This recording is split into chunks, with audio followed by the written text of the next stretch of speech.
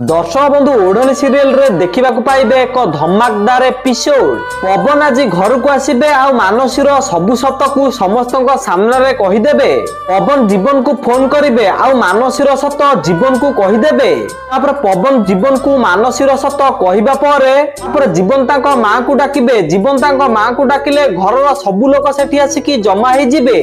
जीवन को मां कहिबे कौन हैला। जीवन को मां एमिति कहिले जीवन कहिबे आम पवन रो फोन आसीथिला।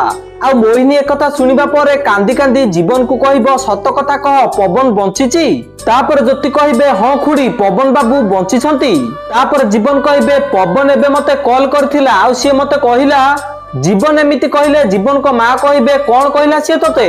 जीवन को मां एमिति कहिले जीवन मानसी आड़ को हाथ देखेई कि कहिबे ये ताकू धमक देछि आ धोखा देई कि मते बाहाबा को चाहूची। तो दर्शक बंधु आपण मानकू कोन लागुची एबे कोन मानसीर सत समस्तक सामना को आसी गला कि ना ये हला मानसीर भावना। आपण को मतामत कोन हमकू कमेंट माध्यम रे जणांतु। आ ओढ़नी सीरियल रो सब टिकमिक अपडेट सर्वप्रथमे जानिबा पय वीडियो गुडा लाइक करी चैनल को सब्सक्राइब कर दियंतु।